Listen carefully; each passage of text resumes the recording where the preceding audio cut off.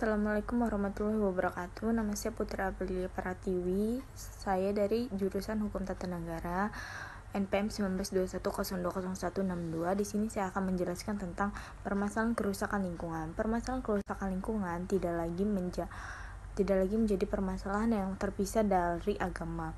Berbagai jenis kerusakan pada bumi yang berlangsung semenjak 2 abad lalu, yang umumnya kerusakan ini berakar pada krisis spiritual dan eksistensi manusia modern.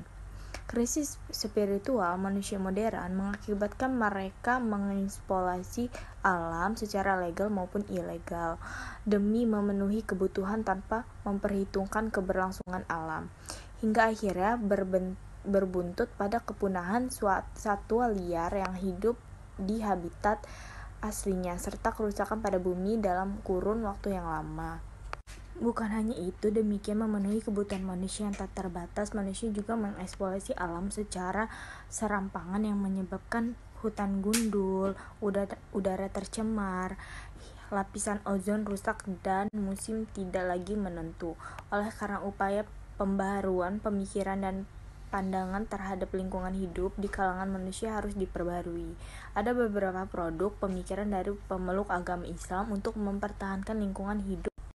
Kelangsungan hidup populasi manusia di bumi, karena tanpa adanya lingkungan, manusia bukanlah apa-apa. Tetapi di sini manusia sangat berperan penting bagi kelangsungan hidup lingkungan. Dari sudut pandang agama, manusia telah ditetapkan oleh kelangsungan hidup populasi manusia di bumi, karena tanpa adanya lingkungan manusia bukanlah apa-apa.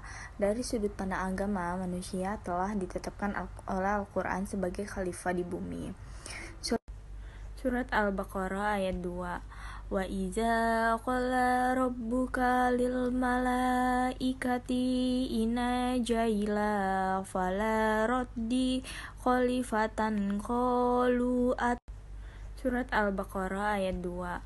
Wa iza qala rabbuka lil malaikati inna jaila fala raddi khalifatan qalu atabalu fiman yubsidu fima wa yasfiku allazi ma'a wa qanu nusabahu bima dikawanu wa nu khodi sulaka qala ina illallamu malatalamun.